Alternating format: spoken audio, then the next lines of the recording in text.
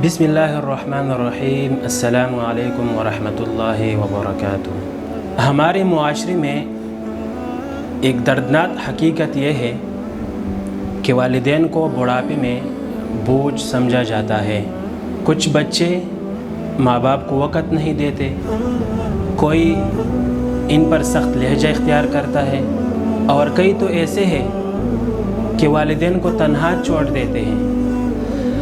اللہ تعالیٰ نے قرآن میں حکم دیا ہے وَقَضَىٰ رَبُّكَ أَلَّا تَعْبُدُوا إِلَّا إِيَّاهُ وَبِالْوَالِدَيْنِ إِحْسَانًا، اور تیرے رب نے فیصلہ کر دیا ہے کہ اس کے سوا کسی کی عبادت نہیں کرنا، اور والدین کے ساتھ بھلائی کرو۔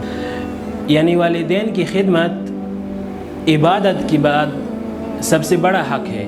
رسول اللہ صلی اللہ علیہ وسلم نے فرمایا کہ کیا میں تمہیں سب سے بڑا گناہ نہ بتاؤں؟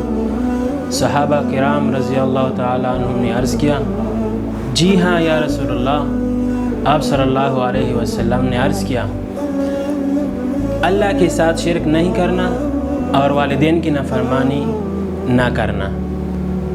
سوچنے کی بات ہے کہ ماں جس نے ہمیں 9 مہینے پیٹ میں رکھا، پھر جاگ جاگ کر راتیں گزاری، وہی ماں بڑھاپے میں بیٹے کے رویے سے آنسو بہائے۔ باپ جس نے اپنی جوانی کی محنت اپنی اولاد کے مستقبل پر قربان کر دی، وہی باپ بڑھاپے میں تنہائی کا شکار ہو جاتے ہیں۔ اس سے بڑا ظلم اور کیا ہوگا؟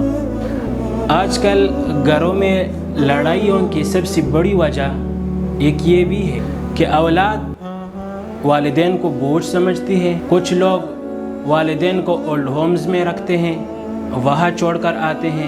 کچھ والدین سے بات کرنا بھی گوارا نہیں کرتے۔ نتیجہ یہ ہے کہ نہ گھروں میں برکت ہے اور نہ گھروں میں سکون ہے۔ یاد رکھیں، والدین کی دعا جنت کے دروازے کھول دیتی ہے، اور ان کی بد دعا انسان کی دنیا اور آخرت برباد کر دیتی ہے۔ آئیے آج سے عہد کریں کہ ہم اپنی والدین کی خدمت کریں گے اور ان کے ساتھ حسن سلوک کا معاملہ کریں گے، ان کے بڑھاپے میں ان کا سہارا بنیں گے، تاکہ کل ہمیں بھی اپنے بچے سہارا بنیں۔